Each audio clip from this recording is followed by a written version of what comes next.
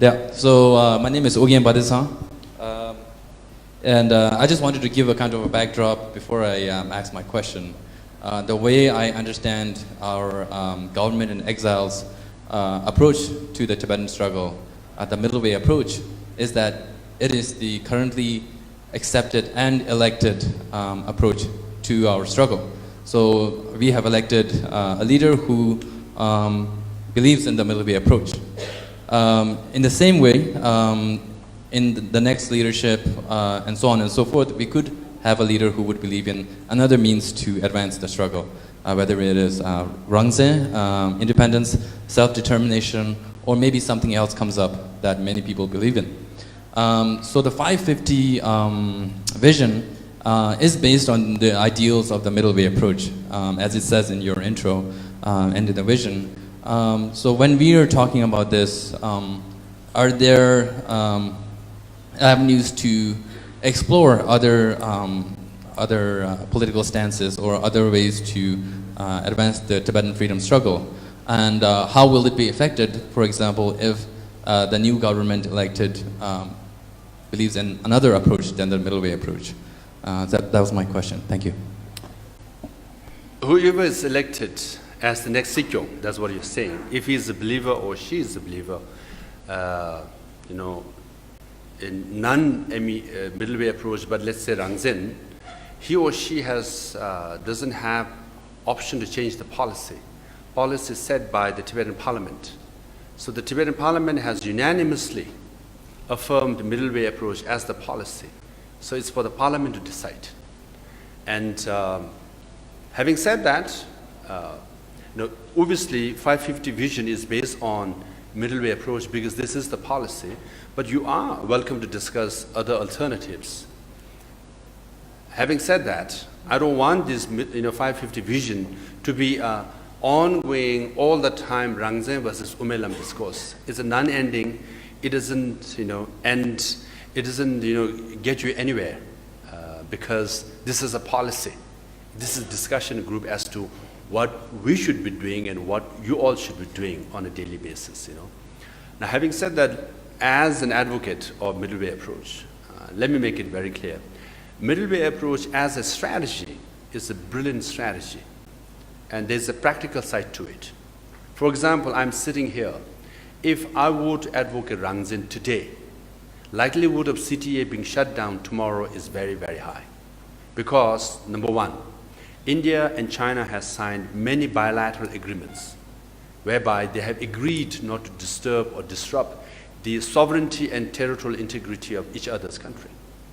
That's why India is bound by those bilateral and multilateral treaties. Number two, if you are a member of the United Nations, Article 2, Section 4 again says UN members should respect member states' sovereignty and territorial integrity. If we are to do something like this here in Dharamsala, if China takes India to the International Court of Justice, likelihood of India losing is very high. These are the practical reasons. Now, even though we advocate middle way approach, but the Chinese government continue to accuse us of advocating independence. Hence, if you look at the situation in Nepal, our Office of Tibet in Nepal was shut down because the government of Nepal bought the Chinese argument that we advocate independence, that we are separatists, right? Now, our Office of Tibet in Nepal is shut down for more than a decade now. What can we do? Nothing much. Tibetans in Nepal are not even issued residency card by the Nepali government. Post-1990, even if you're born in Nepal, you are not issued a birth certificate. You are not issued a residence certificate. Because Nepali government believes, or by the argument, the Chinese argument, that we are advocate of independence, you see, Rangzen. That's the reality. His Holiness, the Dalai Lama, was denied visa to a few countries because the Chinese government says he is a splittist, even though he is an advocate of middle way approach. Hence, there's some practical reasons why we are advocating middle way approach. Now, there are advantages too. As an advocate of middle way and non-violence, you get to travel. You get to advocate around the world. I go to Washington, D.C., Brussels, you name it. If you look at Taiwan Taiwan is de facto independent country, right?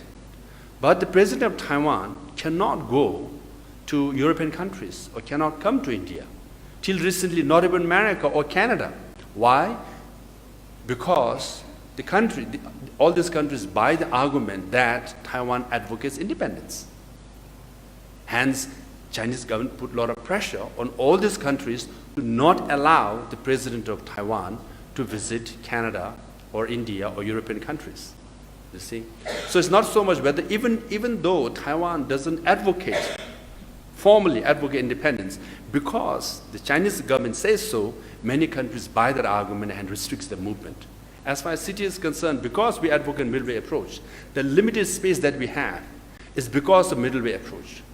Hence, the strategy is brilliant and it's practical. It gives us the space. So it's easy to say, we should advocate Rangzhe and let's see what happens. We might be shut down tomorrow. No, as I give you the example of Nepal, our office of Tibet is shut down. Visa to South Africa is denied. It's a reality. All these Buddhist countries in Asia deny a Buddhist leader like His Holiness to visit. Why? They buy the argument that he's a splittist. It's already being tried. And we know the consequences.